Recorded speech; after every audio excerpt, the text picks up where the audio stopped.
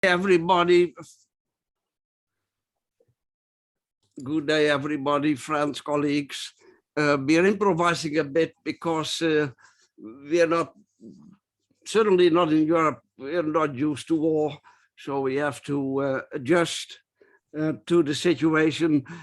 Taras, Tsymbal, it's wonderful to welcome you. You are familiar with UCSB and you have spent time here. You are a sociologist with an interest in globalization, world system theory, also multipolar globalization, also a growing interest in China. And we are tuning into this situation in Europe. We actually thought that war is old-fashioned. We leave that to other countries, but the situation has changed. Now, Taras and I have talked before that war reporting is constant. We get a lot of it all the time. And what we do not get from media is an analysis, a perspective on the relations between Ukraine and Russia. So Taras, it is great that you will give that. And how about we do it this way? In the question and answer, Taras will speak for 40 minutes as usual. In the question and answer, the first part, we direct our questions to Ukraine-Russia relations. And of course, some of us are also keen to know Taras's views on the war situation now, and also on media reporting. And in that second part, we will stop the recording because issues that are sensitive to security may come up. So please let us carry on in this fashion. Taras, a cordial welcome. It's wonderful you can join us, and we are keen to listen to you. Please, welcome to Taras, please. Thank you very much. Thank you, Jan, for inviting me. Thank you for introducing me. I'm incredibly happy to be in this video conference. I almost said here, but well, I'm happy to be here in Kyiv, and I'm still happy that I can stay here. However, the scenes are not as good as I would like. So I'm happy to be with you, and it's great that over the last few years, the academic community managed to be more connected due to the development of all this distant video conferencing and so on. Actually, I have told Jan once that there are very deep, intricate connections between your city, I mean Santa Barbara, and me. On the same year that Santa Barbara was founded, a church named after Santa Barbara was built in the city where I was born, and my ancestors actually were in the parish of this church. So, and the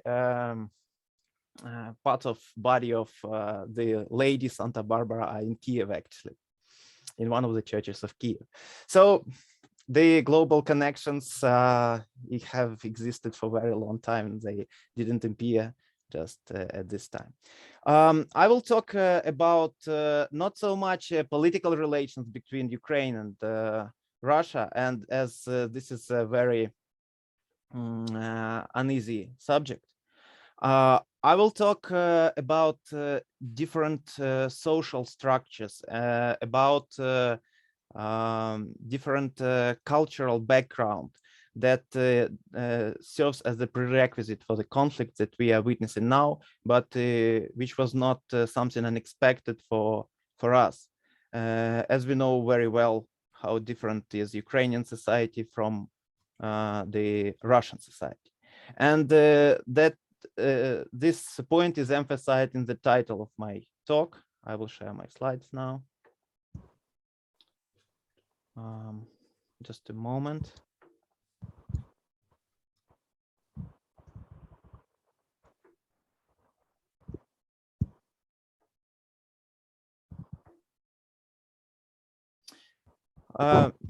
The title delivers my main point.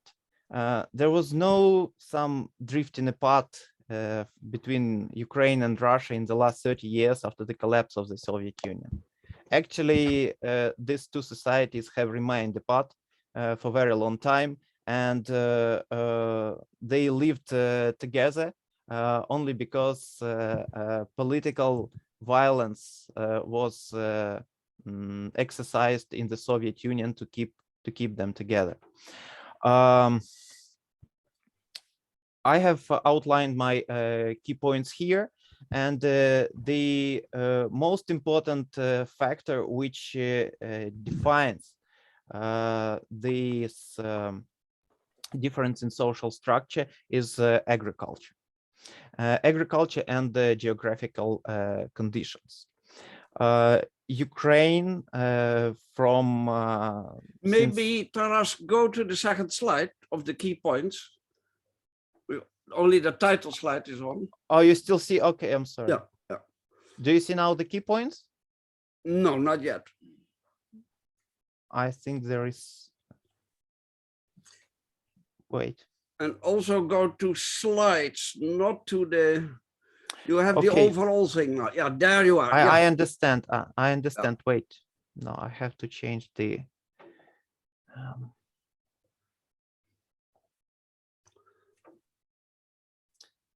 I think I did it in the wrong way. Just a moment.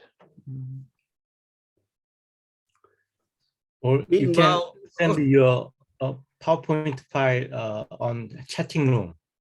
You can send your PowerPoint file. I will do it. No. I will do it now. Meanwhile, a warm welcome to Giles Gunn, Duncan Mellichamp, Esther. I will do it this way. Do you see it now? Wonderful. This looks great. Yes. Okay. Really good. Great. Okay, so here are the key points.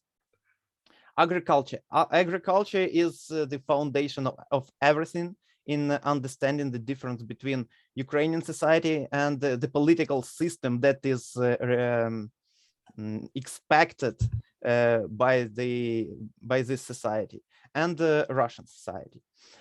The key difference is that Ukraine is a much more productive territory for agriculture, which allowed for individual farming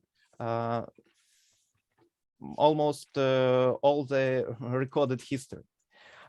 In the last 200 years, land in Ukraine was owned privately by farmers. And in contrast to Russia, where ownership of land was collective.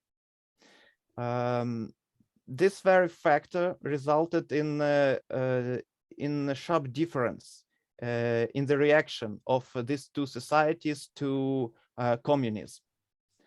Communism was endogenous development in Russia.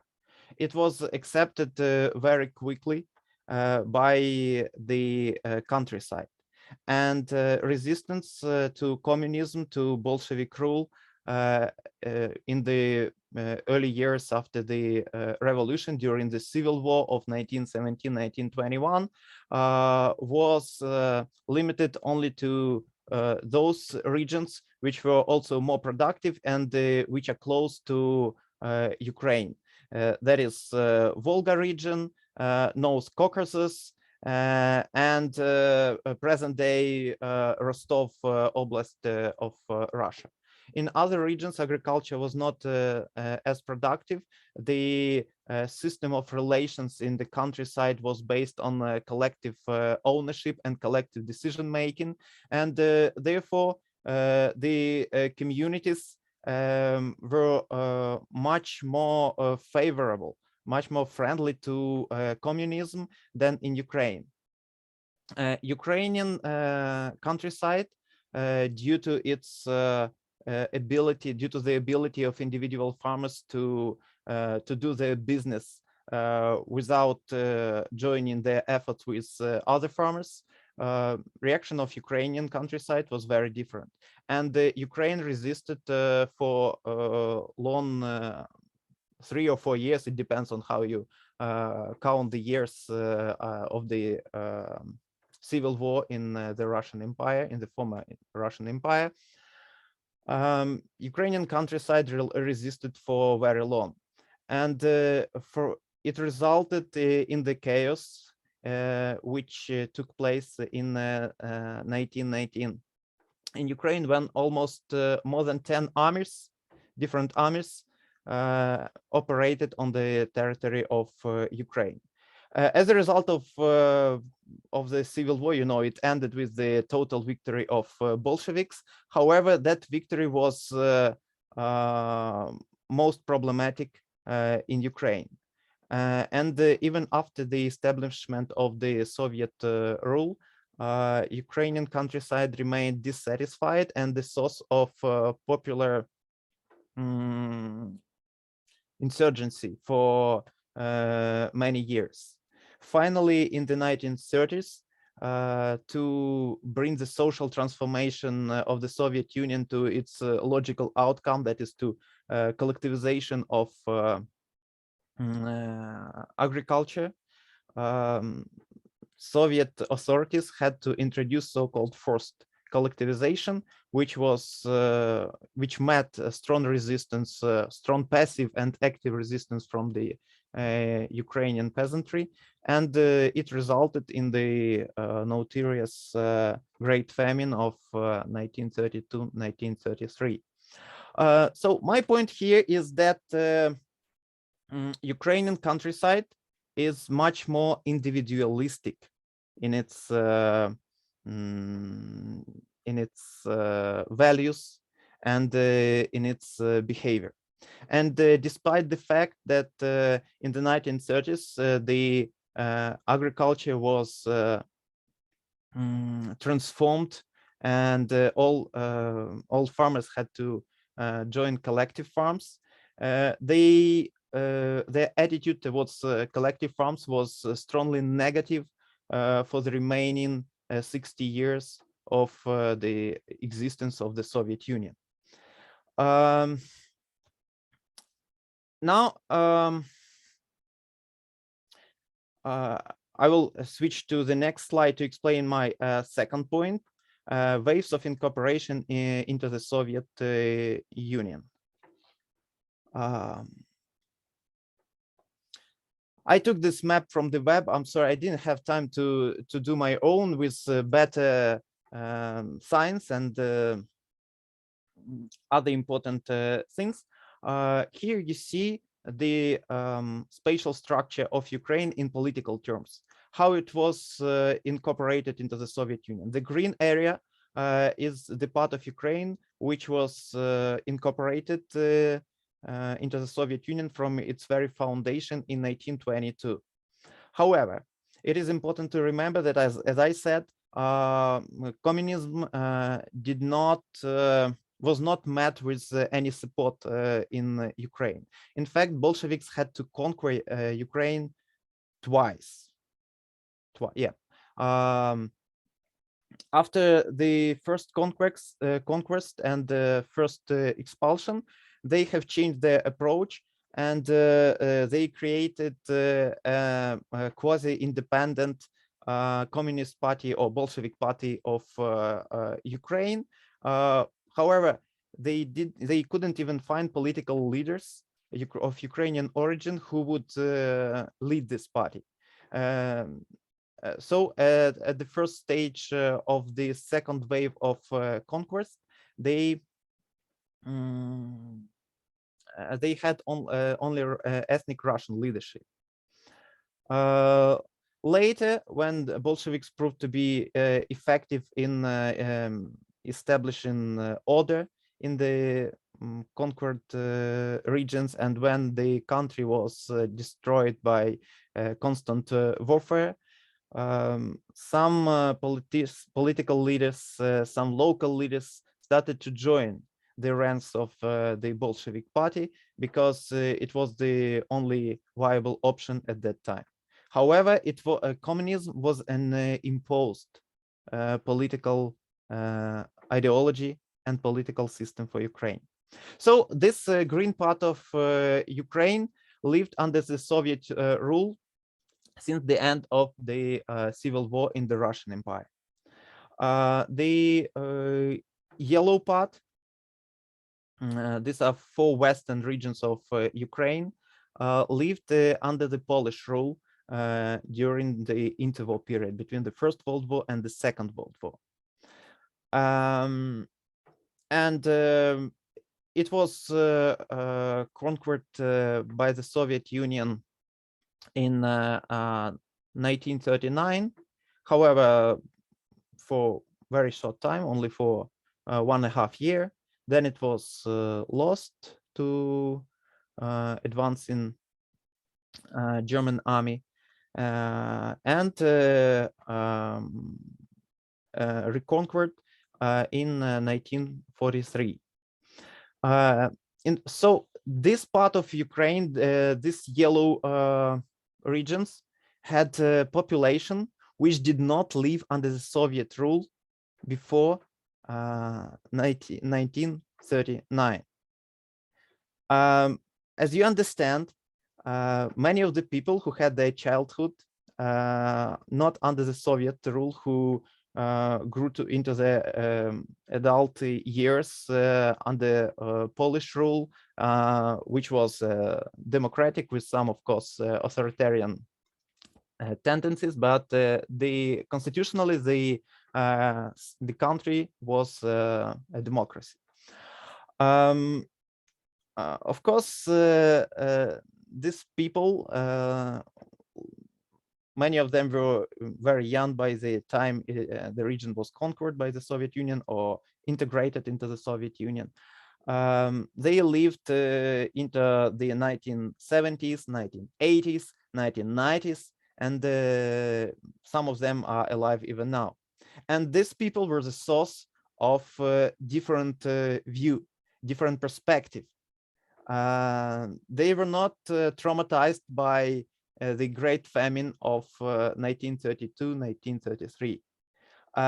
They were not so much scared by the oppressive Soviet system as the people in the green region. You also see pink and brownish regions. They were annexed by the Soviet Union also after the Second World War, at the same time as the yellow region. And Crimea was transferred from Russian Federal Socialist Republic to Ukrainian Socialist Republic in 1954. This map is very important because it shows that politically Ukraine is diverse, and any political decision making in Ukraine involves negotiations. It involves process of taking into account perspectives of these different regions and their elites.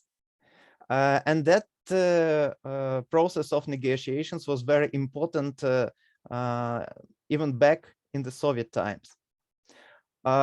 Just to compare,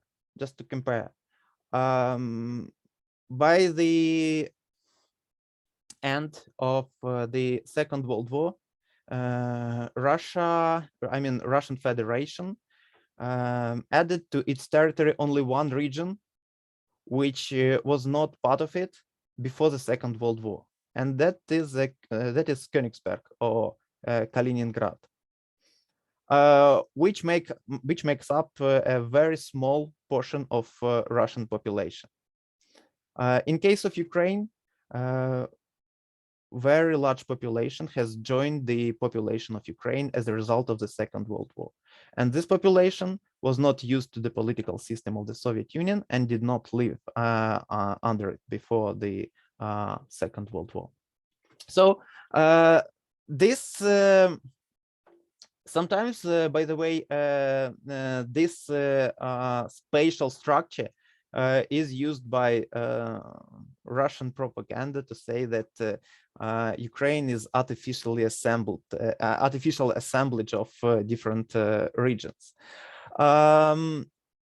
Well, this is a complicated. This argument is also artificial, because all these regions, despite the fact that they were joined together by the force of the Soviet military during the Second World War, all these regions had ethnical Ukrainian population, which had political leadership with the idea of building greater Ukraine. That is, all these regions, also they were under different states. They wanted to create one Ukrainian state.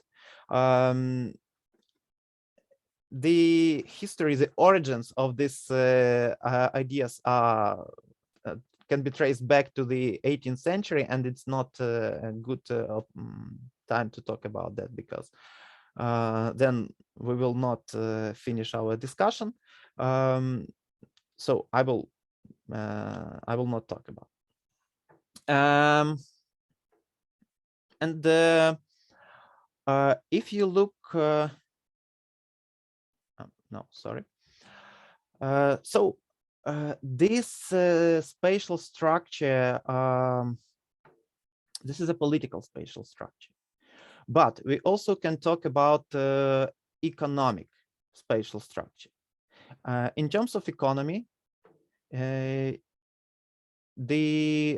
industrialization, which was the most profound social and economic change that occurred under the Soviet rule, industrialization was concentrated in the eastern and northeastern regions of Ukraine. So the regions which were under the Soviet rule from the very beginning. And the urbanization as a process which is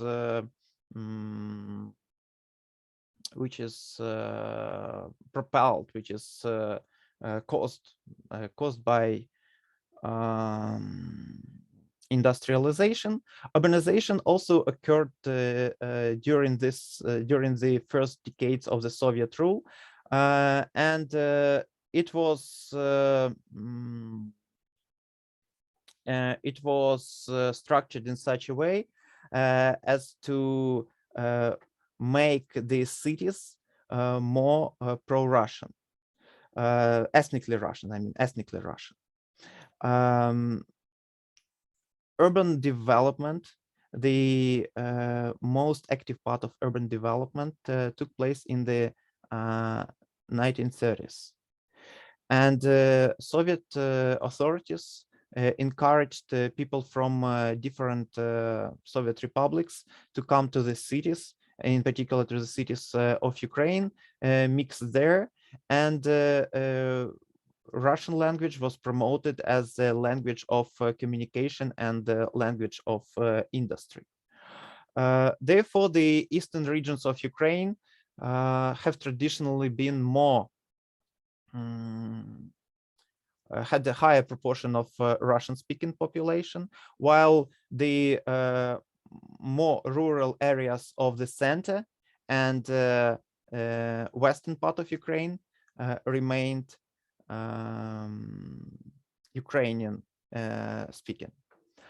Now we proceed to urbanization. As I said, urbanization was almost completed. I mean, it's reached its highest stage in Ukraine under the Soviet rule.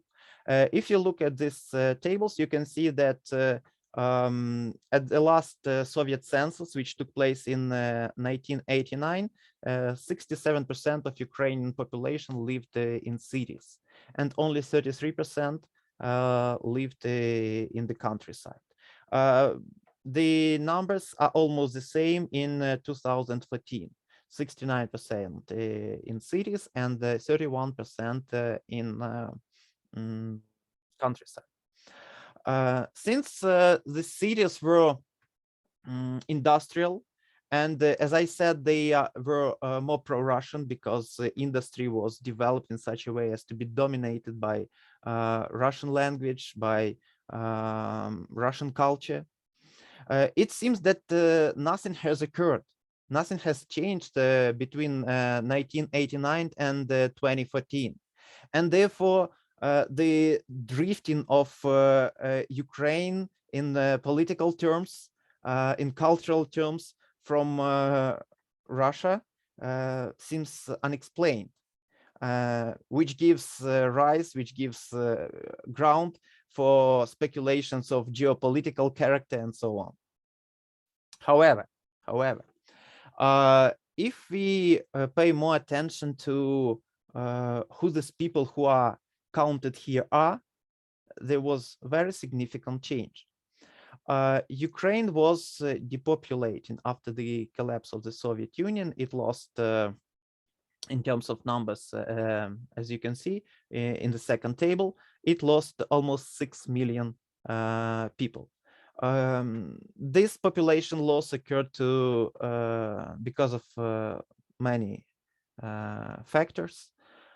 First of all, it's traditional for societies in the late stages of industrialization,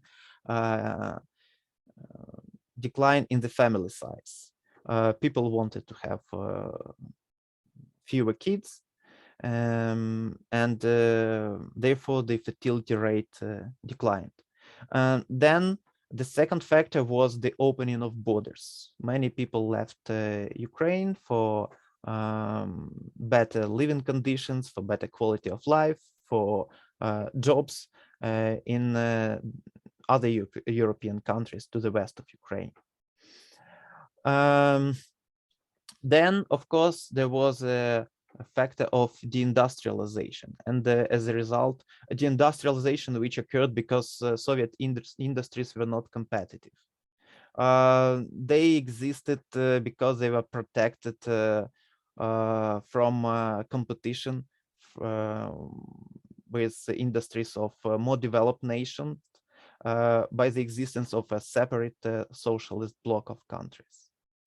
However, when this bloc collapsed and these industries had to compete with industries of the developed countries, they collapsed.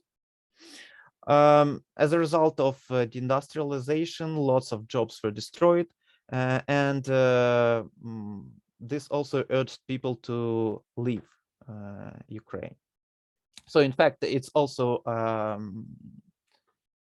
immigration. However, I cited another cause of that process. Well, the population loss of 6 million. And if you take that into account, and if you take into account that cities are not sustainable in terms of population, that is, they are not providing any population growth, we see that by 2014, the urban population constituted only 91% of the urban population of 1989, while rural population constituted only 82%. However, we know that fertility rate in the countryside was much higher. And this means that almost 2 million people have migrated from countryside to the cities of Ukraine during the years between 1989 and 2014. So there was a wave of urbanization that occurred in the 1990s and early 2000s. And it is this migration that is crucial in understanding what happened to Ukraine and how it became so different politically from Russia or from Belarus. Why having the same prerequisites, having the same political system in 1991, it had another path of development over the 30 years of its independence. When we look at this map, the population growth in Ukraine, you can see that the population growth was negative almost everywhere, with exception of 3 regions. In fact, and these regions are Western Ukrainian regions. If we go back to the map of political structure, of spatial structure of Ukraine in political terms, these regions are yellow. They are Volyn and the Rivne Oblast of Ukraine. Of course, this doesn't mean that people migrated to cities only from these 2 regions. However, the source for new migrants to cities was rural Ukraine, and first and foremost, regions of Western and Central Ukraine. The regions which were agricultural, even under the Soviet rule, and the regions among which a share of population who lived under the Soviet rule fewer years than the population of industrial eastern cities was much higher. Therefore, this migration from countryside to industrial centers, which were culturally Russian at the end of the Soviet Union, this migration changed the balance in the cities, including political balance. As you can see, the highest rates of depopulation can be seen in the eastern regions, the very regions which were more industrial and which were more culturally Russian. While the positive growth took place only in the regions which were culturally Ukrainian. This change that took place in the 1990s and this populational change that took place over the 20 years affected also political and the electoral behavior of the urban areas. As you know, the story of the history of political development of contemporary Ukraine had 2 major milestones. The first one was 2004. The events, the protests, which are called Orange Revolution. Was it a revolution or not? That's another issue. However, it was the first wave of protests which resulted in constitutional change. Ukraine switched from presidential to semi-presidential republic. Then the second milestone was the protests of 2013 and 2014. And they resulted in the war in the east of Ukraine, the invasion of Russian forces and annexation of Crimea by Russia. What are the origins of this protest? When you look, I witnessed both waves. They took place on my when I was already either a student or in my middle age.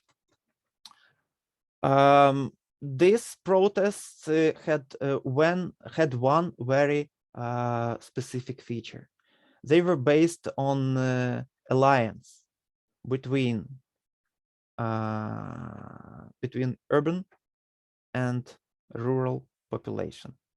Alliance which was not possible under the Soviet rule, because, as I said, there was a distrust. There was cultural difference between cities and the countryside. There was discrimination of inhabitants of rural areas in the Soviet Union. For example, they got passports only in the 1960s, while city dwellers had passports by that time for almost 20 years. There was artificial price difference between cities and the countryside. It was established on purpose by the Soviet government to encourage urban development. So there was this split, and this split was very important for the Soviet system to maintain, because it created a cleavage in the society. It didn't allow the society to act as one force. These things changed in the 1990s and 2000s due to this influx of rural inhabitants or people of rural origin from the regions of Ukraine with positive population growth, who were culturally Ukrainian, Ukrainian speaking, and so on. They, as young people, mostly young people, as migrants, they were very active.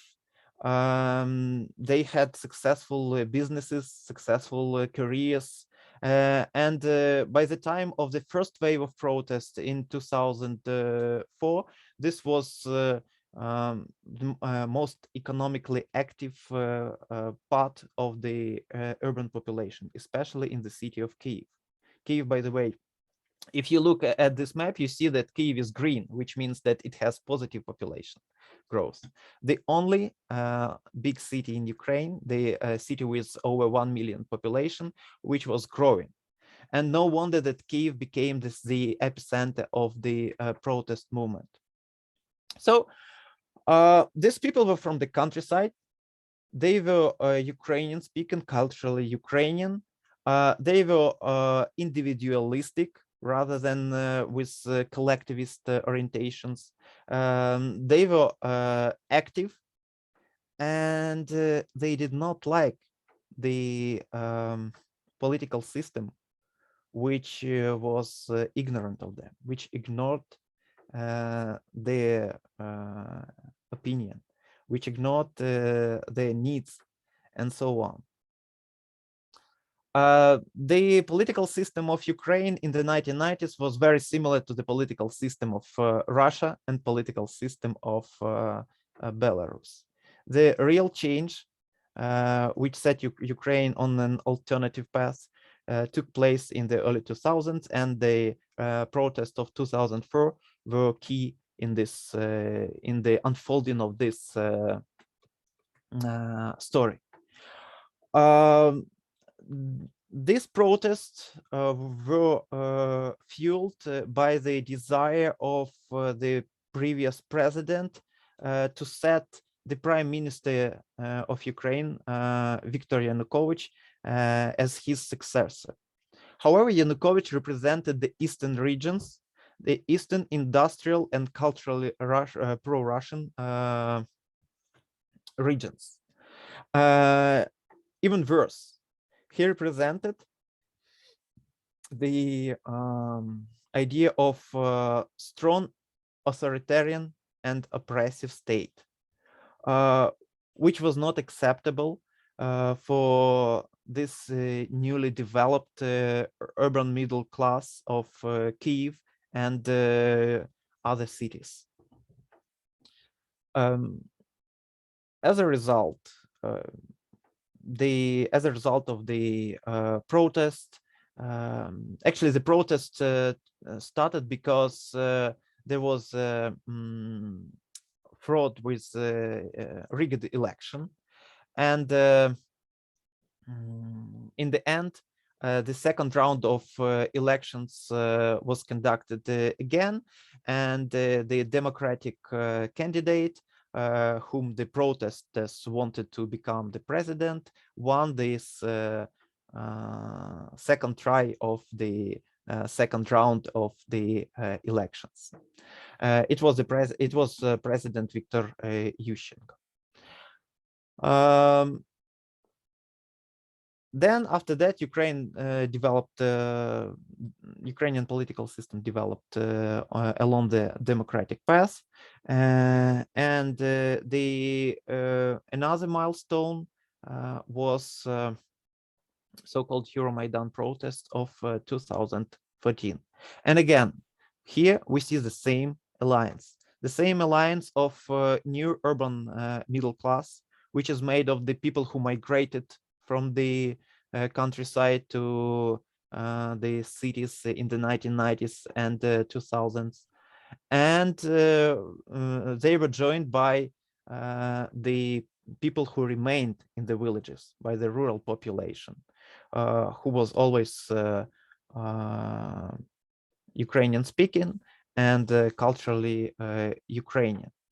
The surveys, the studies that were conducted among the protesters both in 2004 and 2014 have shown that these were either people from the countryside who have arrived by buses, or this new urban middle class, which I have described previously. Taras, please, quick note. I see. How about five minutes more to go? Yeah. Actually, I don't. Okay. I don't need more. This is the last map that I wanted to use, and it shows urban population, the level of urbanization. As you can see, it's highest in the east, and the declining, demographically declining east. So the share of Russian-speaking urban population was declining, while the share of Ukrainian-speaking, culturally Ukrainian, pro-democratic urban population was rising, especially in the city of Kyiv. And all of this led to the change of balance in the political system, the change of balance which set Ukraine on the to maintain its democratic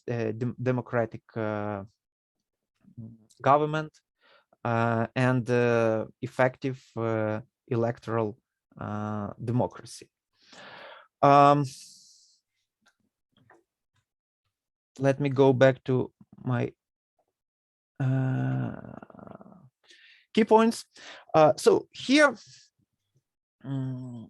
I have mentioned almost everything. I explained the role of agriculture and private individual farming, which was significant for Ukraine, and proportion of people who lived under Soviet control. But I didn't mention the point next to the last, liberalism and its acceptance. The introduction of shock therapy and liberalization of economy in Russia resulted in deep crisis in the 1990s. And after that, Russia developed a very strong aversion to liberalism and to liberal democracy. In Ukraine, the this introduction of liberal economy was not as traumatic as in Russia. And the reason for that is the close relationship between urban population and rural population. In Ukraine, almost since significant portion of urban population are urban dwellers in their first or second generation, they have close connections to the countryside.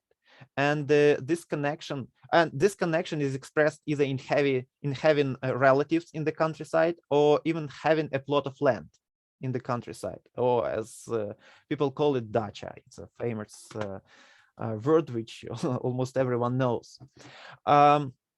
So urban population in Ukraine, much higher share of urban population in Ukraine had this connection with the countryside than Russian urban population. And therefore it had a wider kit of survival in the 1990s. And the liberal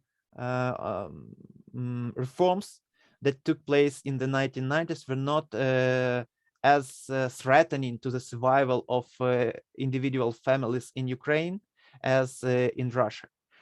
Ukrainians were much more autonomous in terms of their survival from their government, and therefore they developed a ways of survival without interference, without assistance from the government.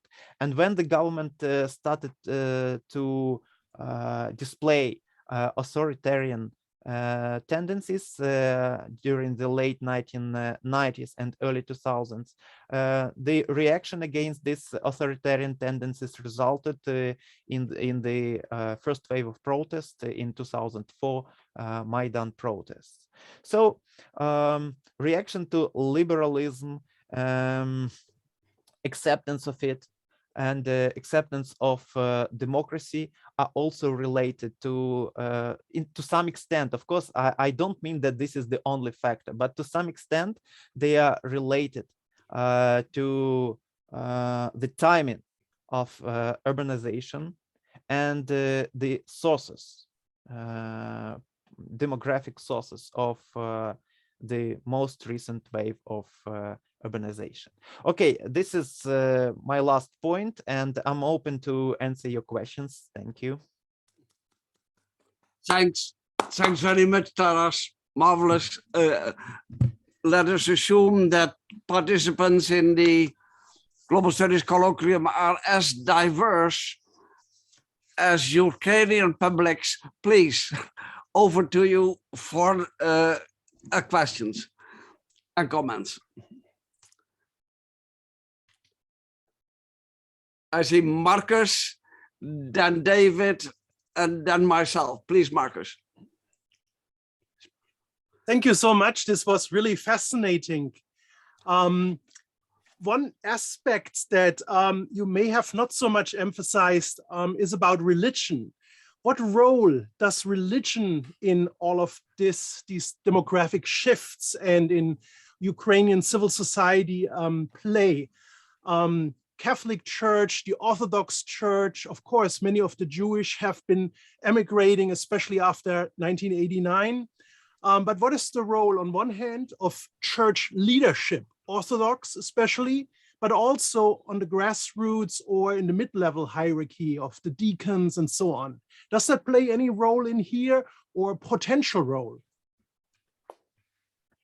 Yes, thank you for the question. Of course, the role of religion in terms of identity formation is very important. However, Ukrainian, here I will talk not so much of economic development or political, but cultural, because religion is more close to culture. Religion was much less important marker of cultural or part of cultural identity of Ukraine than in cases of some other nationalisms in Europe. It happened because Ukrainian nationalism, Ukrainian national movement in the 19th century was developing in opposition to the Russian Empire. And to use religion as a marker which separates Ukrainian identity from Russian was futile because the religion is the same. Therefore, for Ukraine, language was the cornerstone, was the foundational part of the national movement in the 19th century. And that's why language is so cherished, and that's why linguistic issues and linguistic wars are fought with high intensity. And this is one of the reasons why Russian political leadership was trying to influence the language politics of Ukraine since the collapse of the Soviet Union, and of course before that, but after the collapse of the Soviet Union, it became even more blatant. Concerning the dynamics of religion, in Ukraine, religion, also most of Ukrainians are Orthodox. They practice they exercise their own everyday practices, which are irrelevant to the to which particular church organization their parish belongs. They didn't care about that even almost up to the last 4 years. Many of them even didn't know. And actually, Russian Orthodox Church, which had its branch in Ukraine, which is called Ukrainian Orthodox Church, Moscow Patriarchate. Russian Orthodox Church often encouraged their parish priests not to put information about the affiliation of this parish to the Moscow Church, so that people who live in this village or in this city will not know and simply attend this church without even being aware of the belonging of this church to the Moscow Patriarchate. So people didn't care much about that, but the religion scene is very mosaic.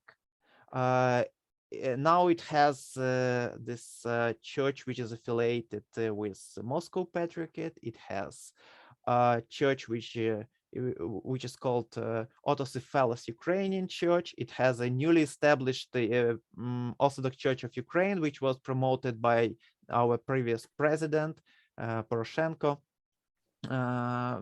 So the battles, the religious battles, are really intense, and they are political. They are definitely political. I don't want to talk about politics now. We can do that in the second part of our discussion. But religious issues, the issues of religion are very political in Ukraine. How it is related to the process that I have described? Actually not that much. Surprisingly, not that much, because the region which has a positive population growth was covered with the parishes. It has more parishes of the church which is affiliated with Moscow. But as I said, affiliation was not important until the moment when people are made aware of this affiliation and are mobilized to action. I hope I answered your questions. David, please. Taras, thank you so much. And we send our prayers for you and all the folks that side. What a fascinating presentation about the diversity of Ukraine. It's something we're not so aware of. One thing we are very well aware of, I'm speaking to you from Sacramento, where we have a population of 100,000 folks from Ukraine, and many of them are fundamentalist Christians. So I was wondering if the population reduction in Ukraine might have been coming over here. I'm kind of curious about where did all those 6 million people go?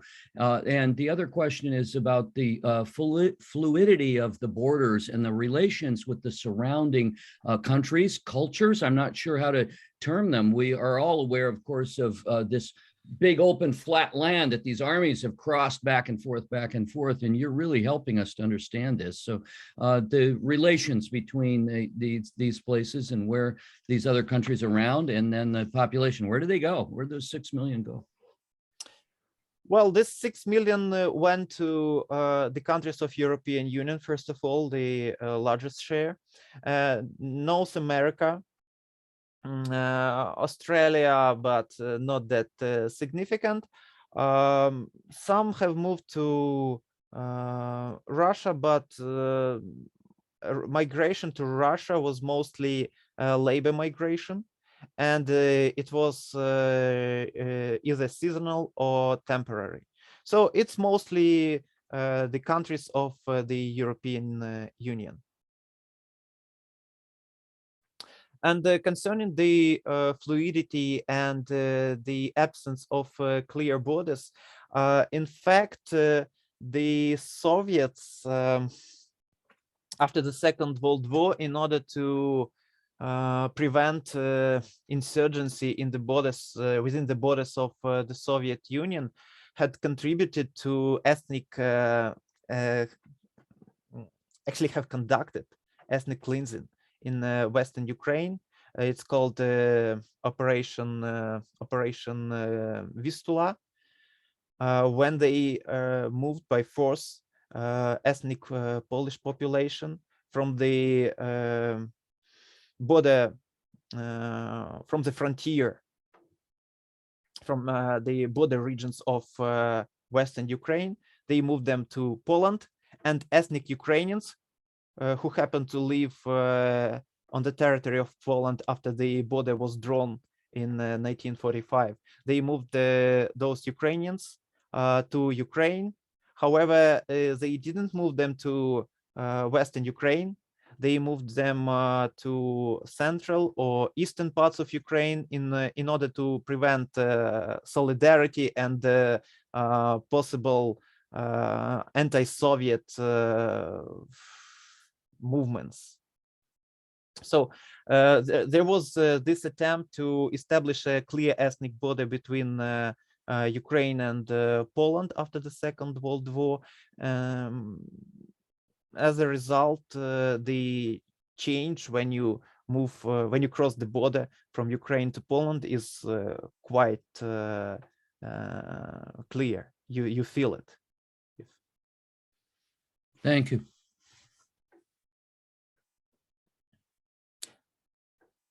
Taras, thanks. Yeah. When we came to Kyiv, what you told us first day was that Ukrainians are descended from the free Cossacks back to Tsarist times. And maybe that was a poetic enthusiasm on your part. And maybe it relates to part of the background, 18th century and before, that you wanted to avoid now. But if that is the case, is there a deeper, long-standing, different relationship to central power, central authority in the Ukraine or in the Western Ukraine? How does that work? Definitely there is a close relationship between the fact that Ukraine has this Cossack social class and its social development in the 20th century. However, one very important note here.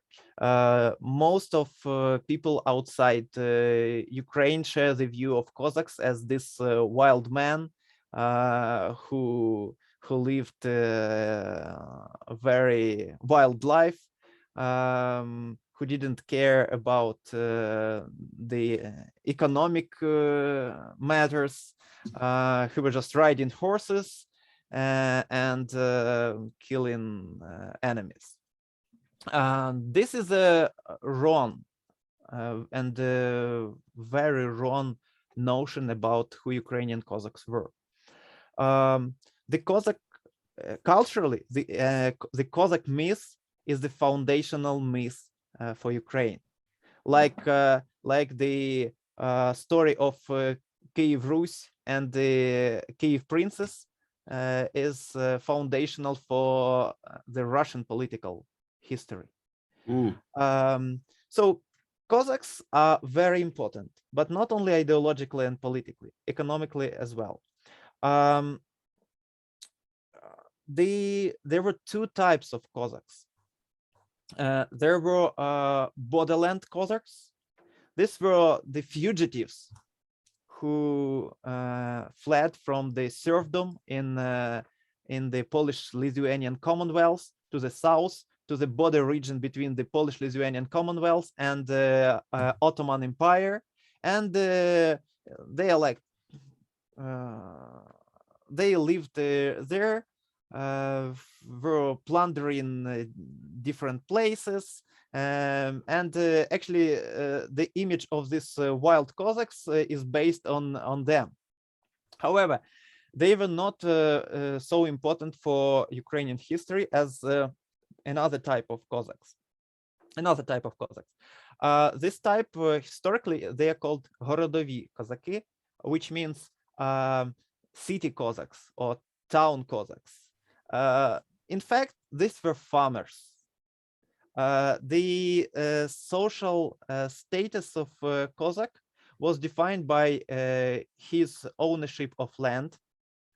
However, there were other farmers, there were other owners of land who were not Cossacks. A Cossack, in contrast to these farmers, had also a military duty.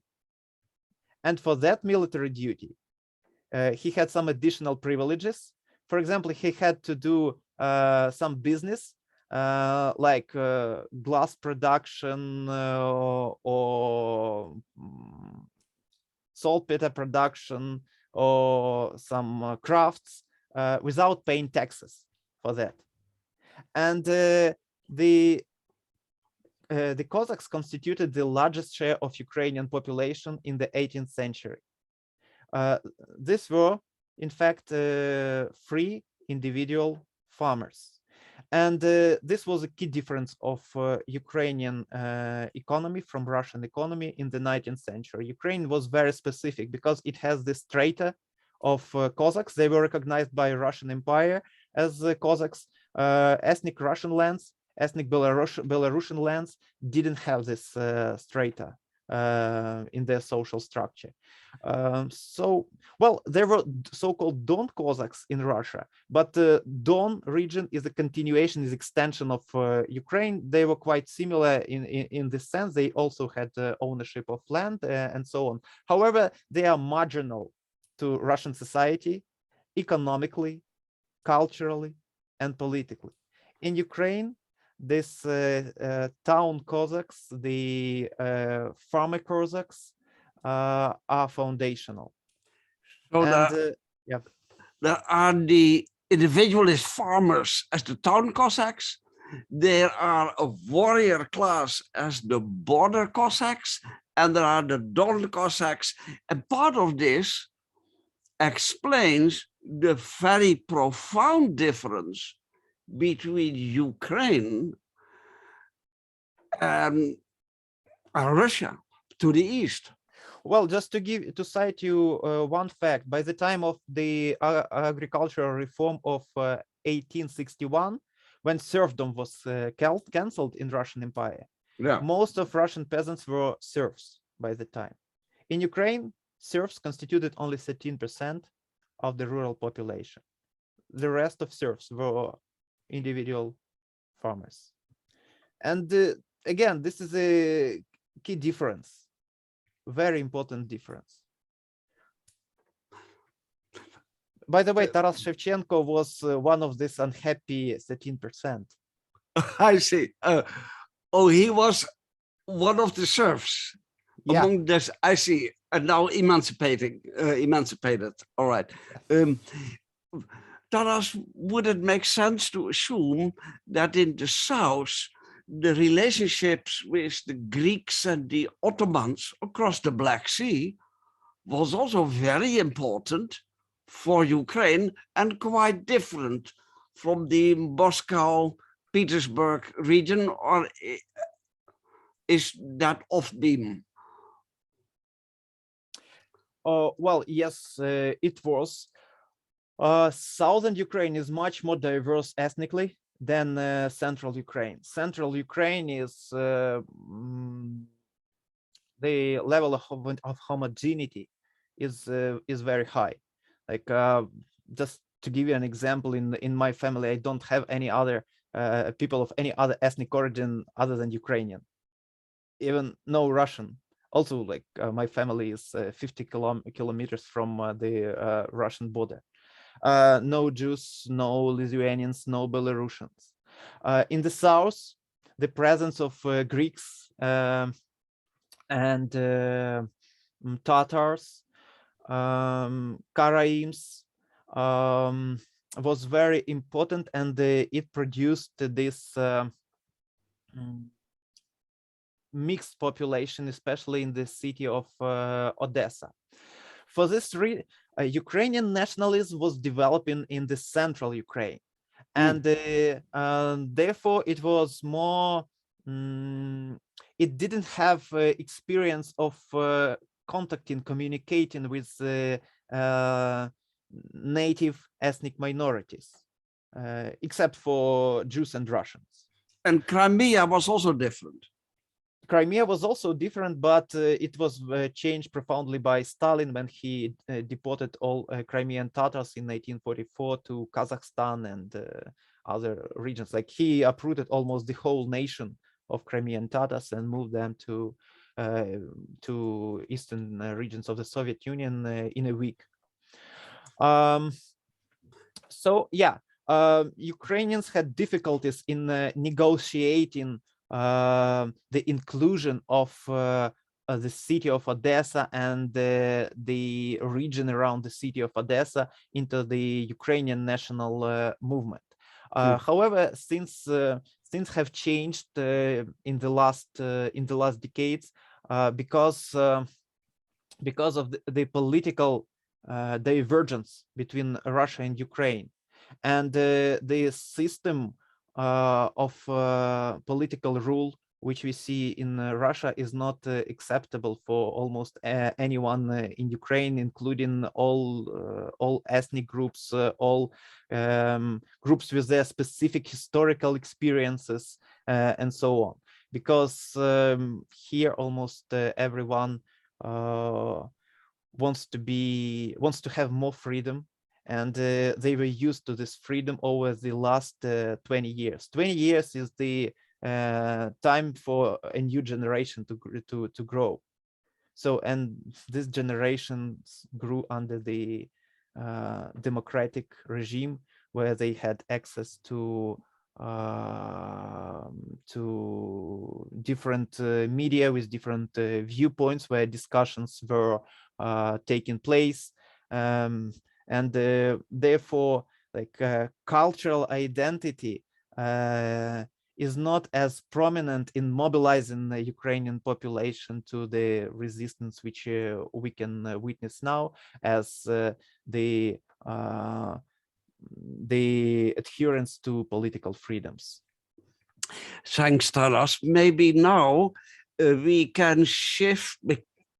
No doubt, quite a number of you will also be interested in the current situation in relation to the conflict, the ongoing conflict and war. And if that is the case, please raise questions and let us stop the recording